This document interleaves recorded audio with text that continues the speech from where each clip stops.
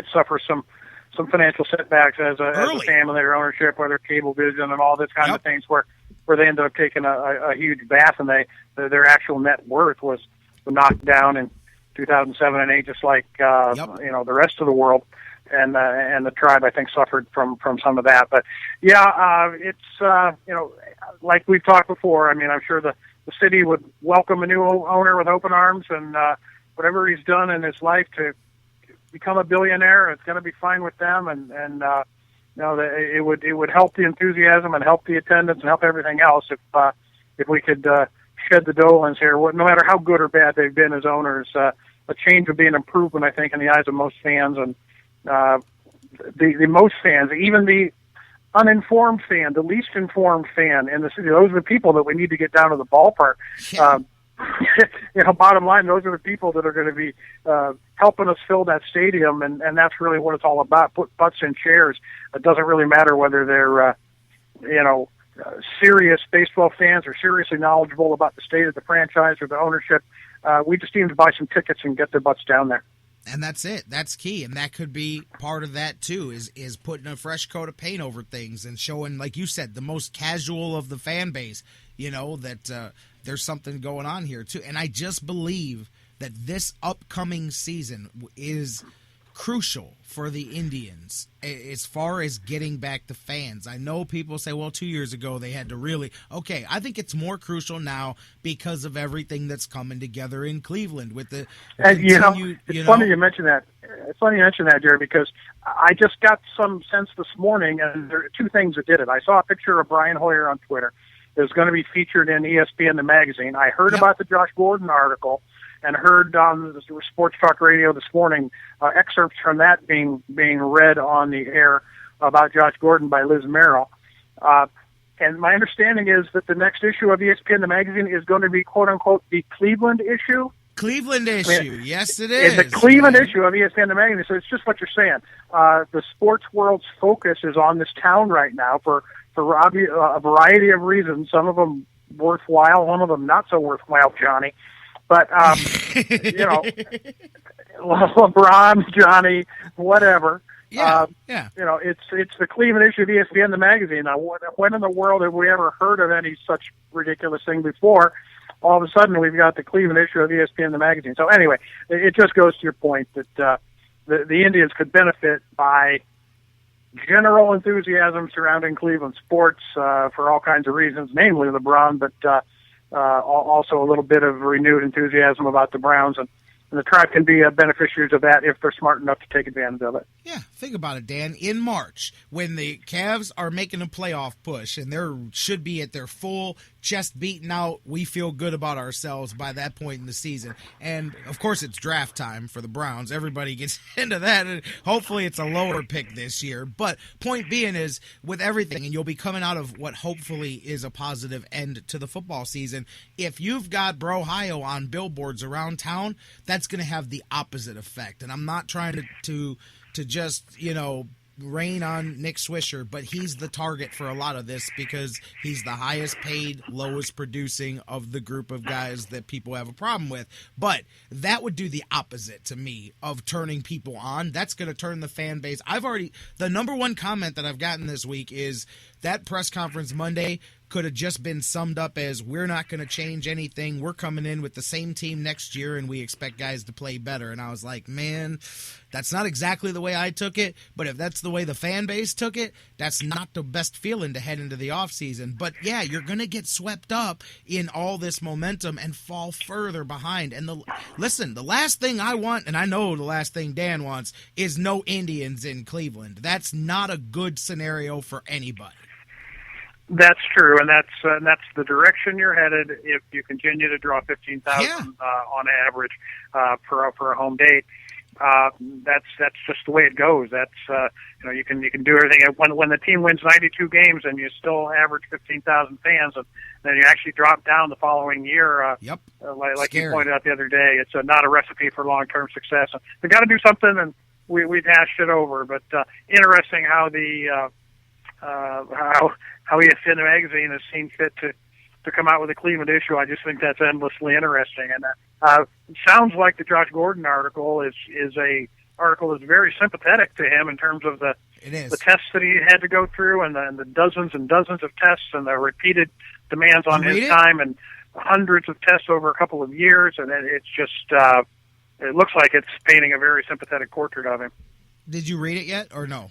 Did you not? No, I haven't, but I have read some excerpts, and I have read some comments on it, and I heard a pretty some highlights of it read on one of the sports talk shows this morning on my way in. So just sounds like it's an hour-long interview the writer spent with him, talk about his insecurities, a little bit about his upbringing with his brother, and kind of a troubled childhood or whatever you want to call it, but more, it's just the routine that he's had to go through.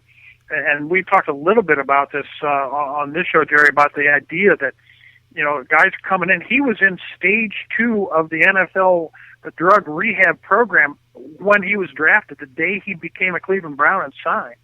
Now, I don't think a player should have to bring with them all of the sins of their past. The fact that he, all the way back to high school, I guess his first arrest for marijuana was when he was 17 years old, a senior in high school. And then, of course, had some positive tests, one or more at Baylor. But, man, I don't think that baggage should necessarily have to be carried into the NFL. You don't start a new job and have your employer saying, well, I see that 4 years ago at XYZ company, they put you on probation for tardiness. We're gonna be on you about that. And I just don't think that those things should carry over from your youth, whether it's high school or college, over to your new profession that you're starting out as a freshly minted adult, presumably at the age of 21 or 22. I just think that's unfair. And he's been subjected to, dozens and dozens and dozens of tests for, after he became a pro without having done anything as a pro. Yeah, he talked. I read the article, and he brought up, you feel like you're on probation from day one. How he believes that he was brought into the league, and it's true. It's how he ended up. People keep going, well, I keep missing a step. It's because he started on step 2 of the thing when he started in the league, which was something that some people didn't catch on to right away with that. But, the article was amazing. There was one part where it talked about him, the 180-plus tests that he's taken since he's been in the NFL.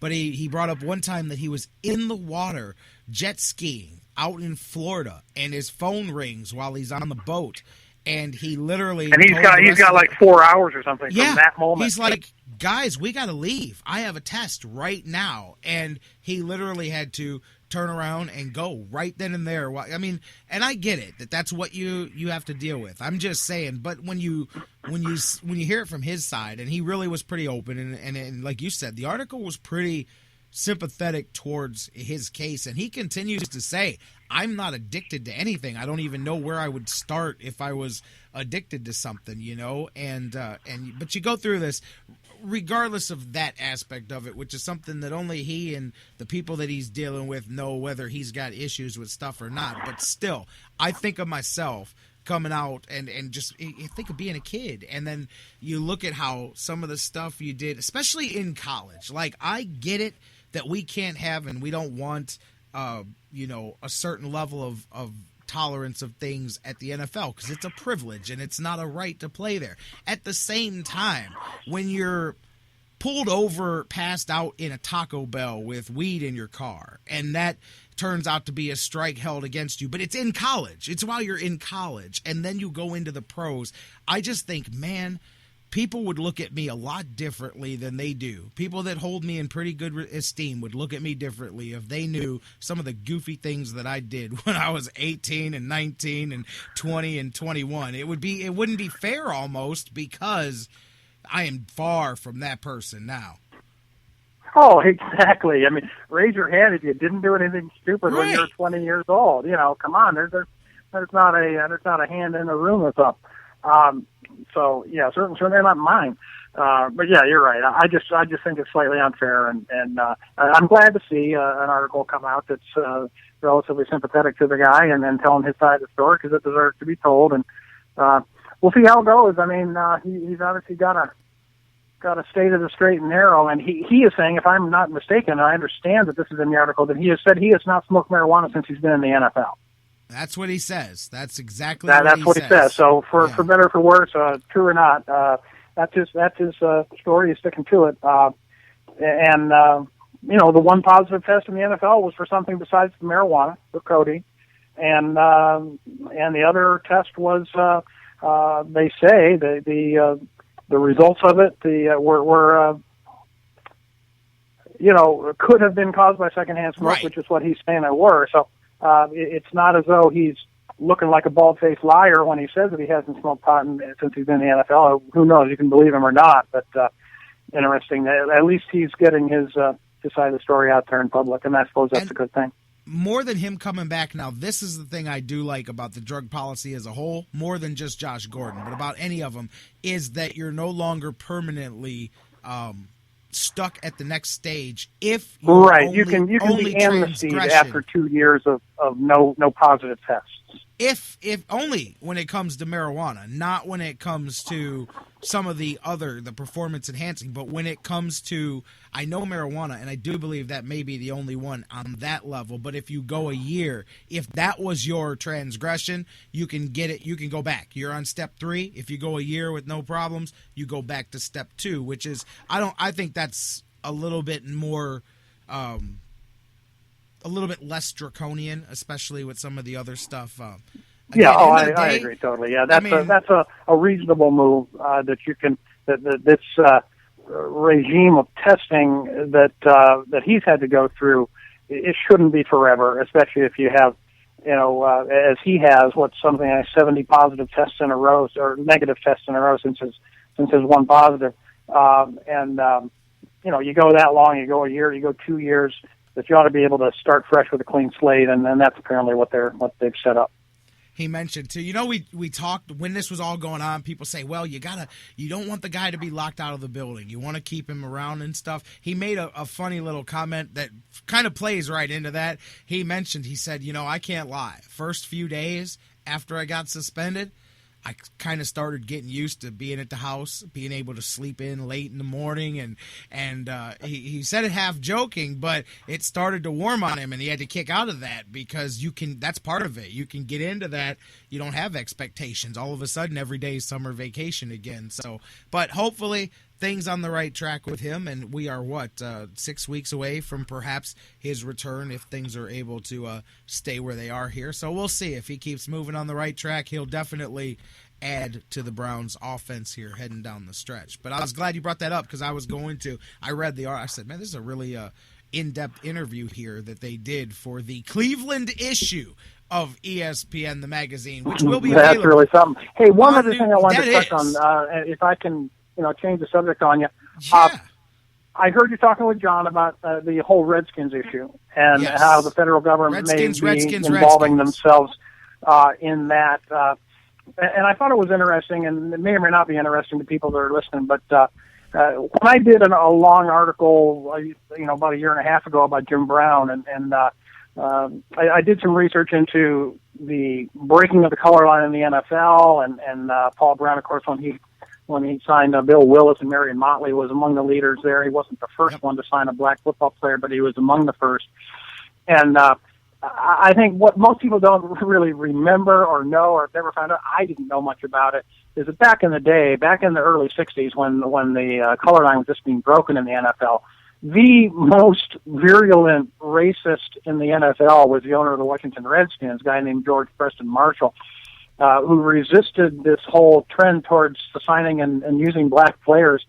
And I guess what I was going to say was that this is not the first time that the federal government has seen fit to involve themselves in an issue regarding the Washington Redskins and what they see as racist behavior on the part of the Washington Redskins. Back in 1961, Stuart Udall was the Secretary of the Interior. It turned out that the way that they were able to force the Redskins to hire black players, to sign and use black football players, was the fact that the Redskins Stadium was built on a piece of land that was owned by the Department of the Interior, and they were able to insert a non-discrimination clause into the Redskins lease with the stadium to force them, and then new Commissioner Pete Rozelle at the time decided to negotiate an agreement with the NFL that they would not do this if the Redskins would voluntarily agree. And over the next couple of years, 62, 63, they finally were able to